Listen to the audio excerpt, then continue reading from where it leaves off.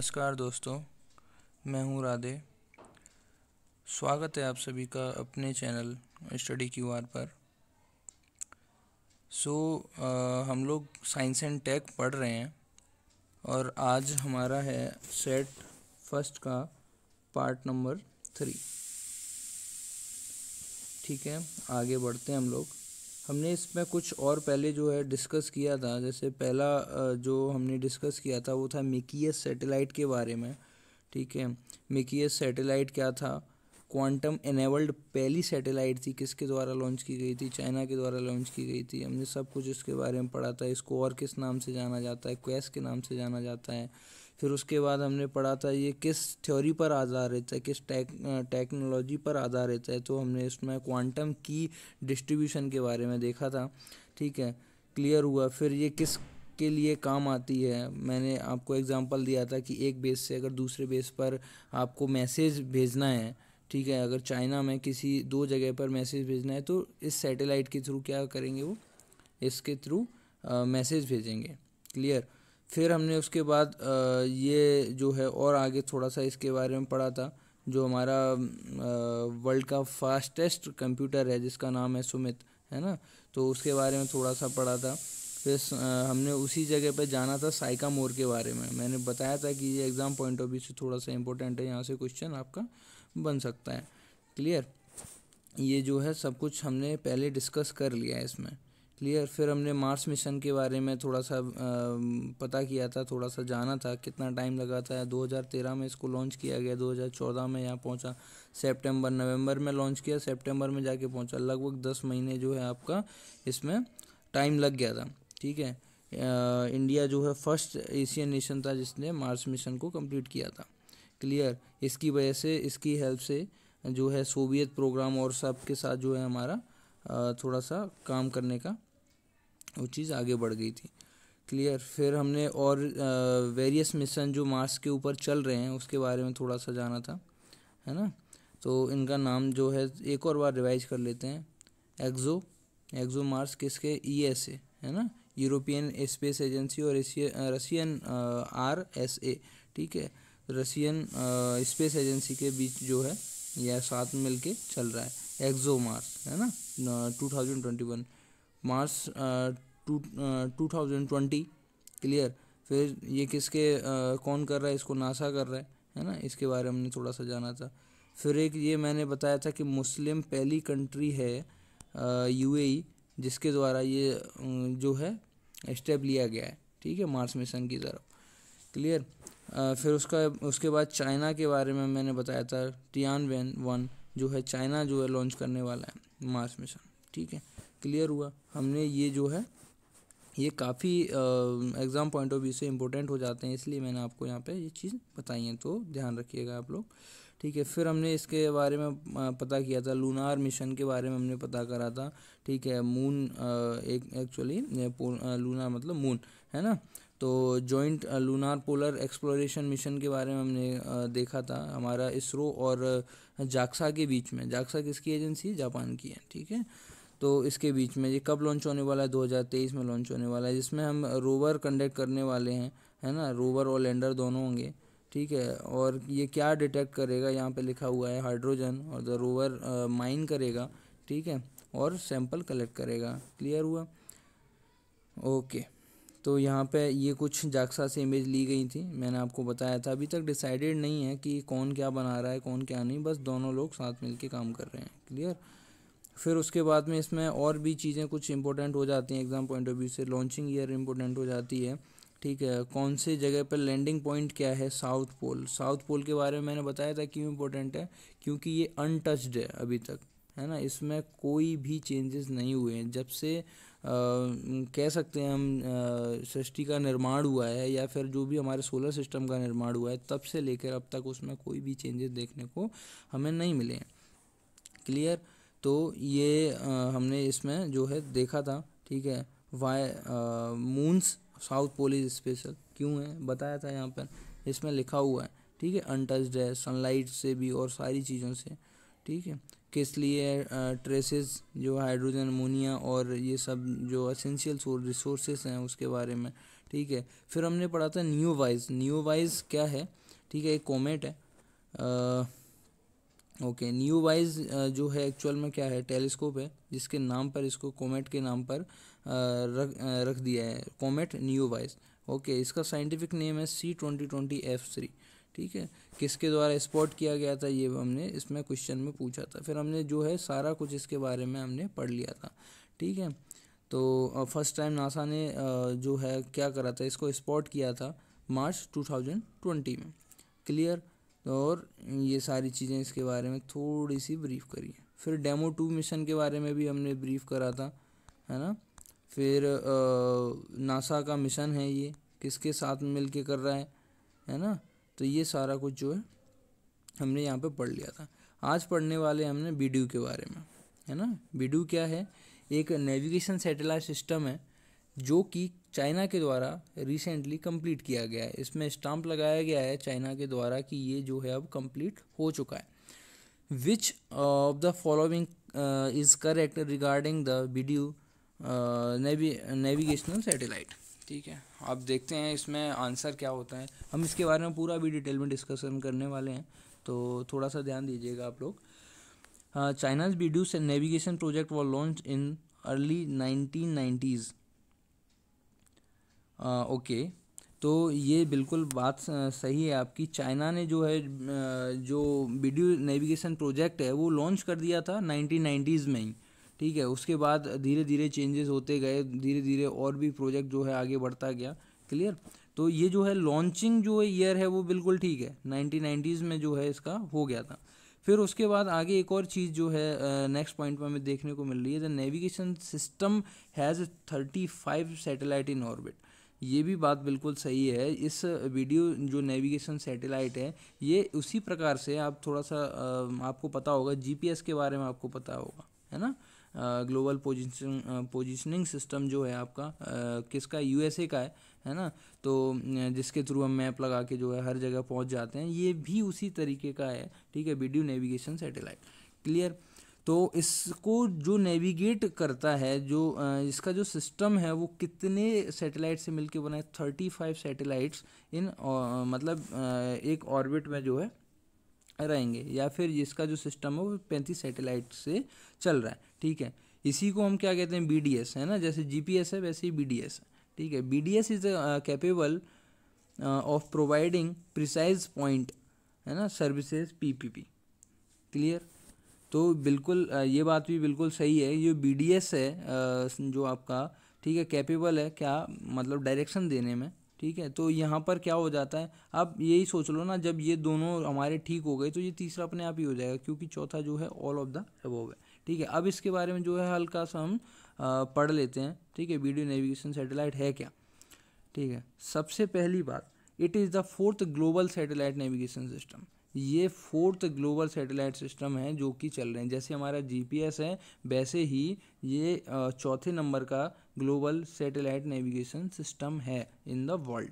ठीक है, फिर उसके बाद इसको इसका जो नाम है बीडीयू वो कहाँ से आया है ना, वो बिग डिपर और प्लो कंस्टलेशन से मिलके जो है, या फिर इससे निकाला गया है, क्योंकि फ्रॉम द चाइनीज़ वर्ड, है ना, ये चाइनीज़ वर्ड से जो है बीडीयू इसको बोला जाता होगा, है ना।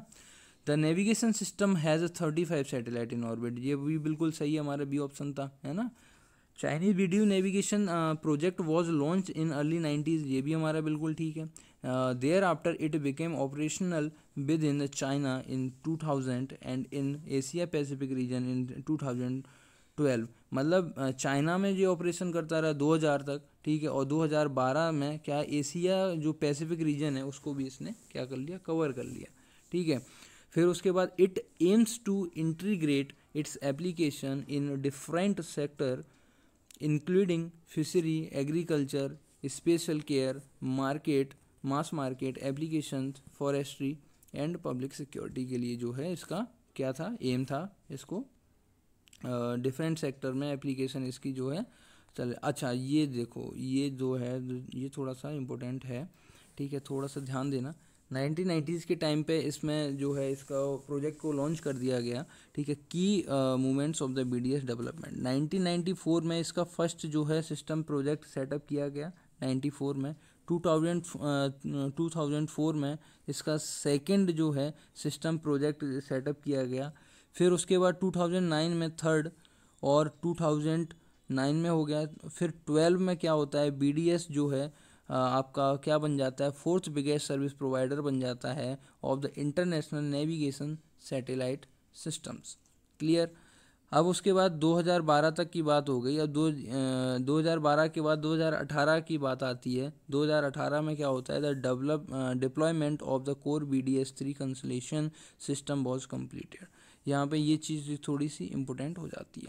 फिर उसके बाद 2019 में क्या होता है, जो BDS-3 है वो प्रोवाइड करता है क्या, services for B&R and basic global navigation services. मतलब आपने देखा होगा, ठीक है, ये भी क्या है, GPS की तरह काम करने लग गया। ठीक है, 2019-2020 में जो है आपको क्या देखने को मिलता है, the 55th BDS navigation satellite also the final BDS-3 satellite joins the global geological network.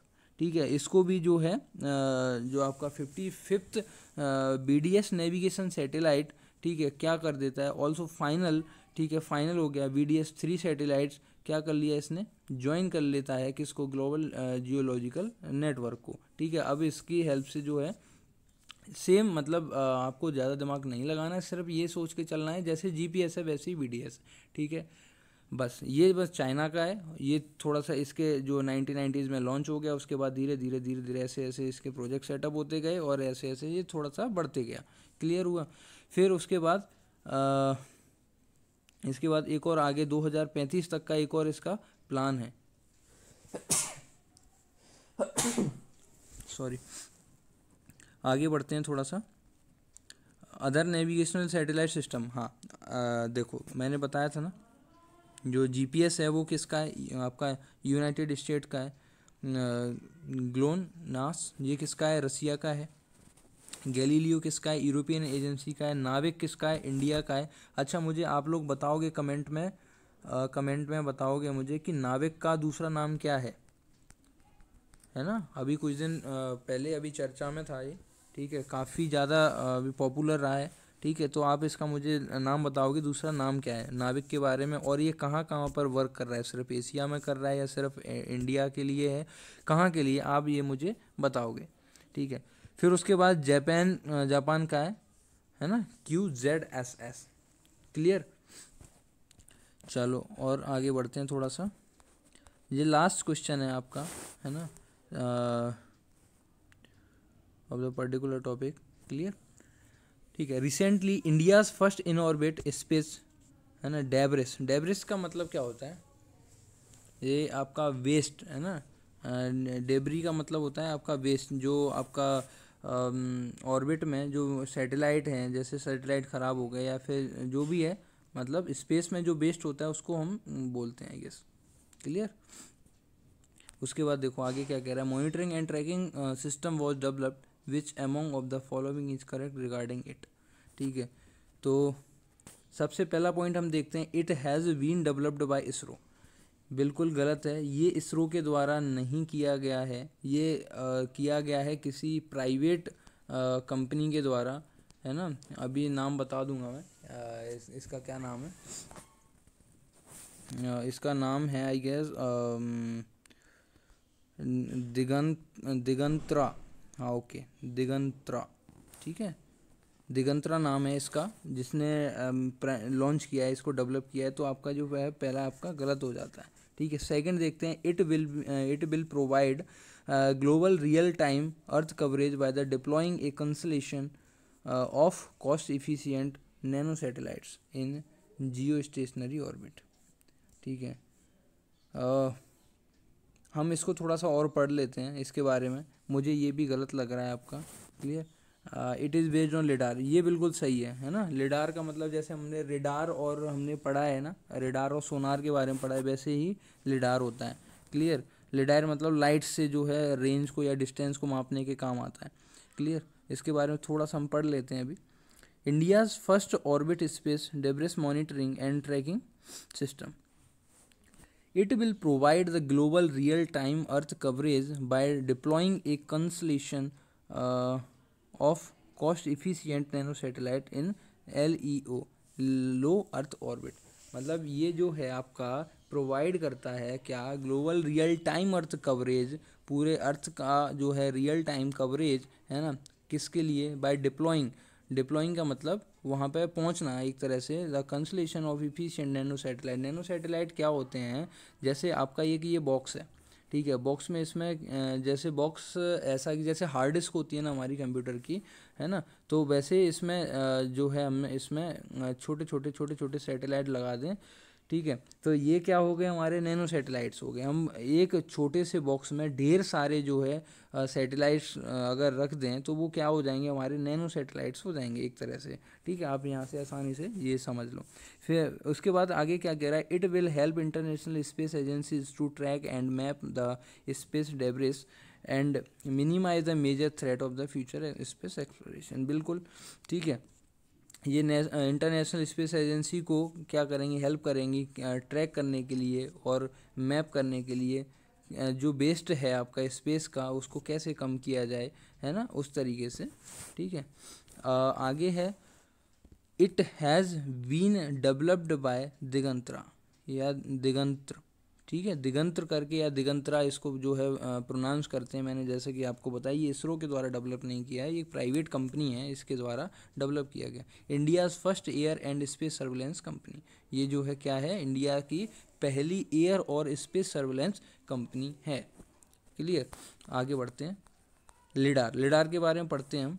देखो मैंने आपको हल्का सा बताया था अभी, रेडार मतलब रेडियो वेव्स, है ना, रेडियो वेव्स, और सोनार मतलब साउंड वेव्स, ठीक है। जो रेडियो वेव्स को पकड़ता है वो कौन है, रेडार है, और जो सोनार है वो क्या, साउंड वेव्स को। मतलब जैसे किसी देश ने मिसाइल लॉन्च करी तो हमारा कौन पकड़ता है, रेडार पकड़ता है ना। तो रेडियो वेव्स को जो पकड़ता है वो होता है रेडार, है ना। और सोनार कहाँ यूज़ किया जाता है, साउंड वेव्स के लिए यूज़ किया जाता है। जनरली ये दोनों हमारे क्या होते हैं, शिप में लगे हुए होते हैं। हमारी नेवी काफ़ी जो है यूज़ में लेती है इन चीज़ों को। क्लियर। अब लिडार के बारे में थोड़ा सा हम पढ़ लेते हैं। Lidar is a remote sensing technology that uses light, ठीक है, LI से मतलब लाइट को यूज़ करती है, in the form of pulse laser, है ना, किसकी फॉर्म में, लेज़र की फॉर्म में, मेजर रेंजेस, है ना, किसको मेजर करने के लिए, मापने के लिए, डिस्टेंस को मापने के लिए, टू ए टारगेट, मतलब एक जगह से मतलब दूरी मापने के लिए किसका यूज़ करते हैं हम, लिडार का यूज़ करते हैं। These light pulses combined with the other data record by the airborne system generate precise 3-dimensional information about the shape of the earth and it's characteristics. इस चीज़ को जो है आप थोड़ा सा इसके थ्रू समझते हैं हम, ठीक है, ये इमेज के थ्रू। देखो ये रहा तुम्हारा, ठीक है, एक क्या है आपका, ये हो गया आपका जेट हो गया जैसे मान लो, या फिर आपका एरोप्लेन हो गया। इसके नीचे जो है आपका यहाँ पे जो इंस्टॉल किया जाएगा, और ये जो रेज आ रही हैं, ठीक है, ये जो आपकी क्या आ रही हैं, रेज आ रही हैं, ये क्या है, आपकी लिडार है, ठीक है। यहाँ पे लिडार आपने इंस्टॉल कर दिया तो लाइट डिटेक्शन जो है इसका फुल फॉर्म है light detection and ranging, okay.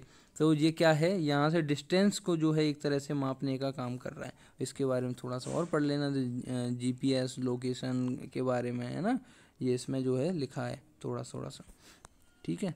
Clear. और ये जो थोड़ा सा आपके लिए एग्ज़ाम पॉइंट ऑफ व्यू से तो इम्पोर्टेंट नहीं है, लेकिन आपकी नॉलेज के लिए काफ़ी ज़्यादा इम्पोर्टेंट है ना। क्या है ये, इसमें थोड़ा सा हल्का सा देख लेते हैं हम लोग। Types of earth orbit by inclination के, देखो इक्वेटोरियल ऑर्बिट है, पोलर ऑर्बिट और इंक्लाइन ऑर्बिट, इसके बारे में थोड़ा सा ब्रीफ किया गया है। बाय शेप ये है सर्कुलर ऑर्बिट और एलिप्टिकल, ठीक है। अब उसके बाद बाय एल्टीट्यूड ये है आपका लो अर्थ ऑर्बिट, है ना, जिसके बारे में हमने पढ़ा था, ठीक है। मीडियम अर्थ ऑर्बिट, और ये आपका जियो स्टेशनरी ऑर्बिट। क्लियर। इसके बारे में हल्का सा आप पढ़ लेना। क्लियर। तो आज का सेशन, ये सेट नंबर जो है आपका 1 यहीं पे कंप्लीट होता है। आगे हम लोग मिलेंगे नए क्वेश्चन के साथ, और मोस्ट प्रोबेबली अब जो है साइंस में आपका बायो का लेक्चर, एक बायो की एक वीडियो जो है आने वाली है, ठीक है। तो आप जो है साथ रहें, पढ़ते लिखते रहें थोड़ा सा, और हम लोग ट्राई करेंगे जल्दी से जल्दी अपना सिलेबस कवर करने का। Clear. Thank you so much. Good bye.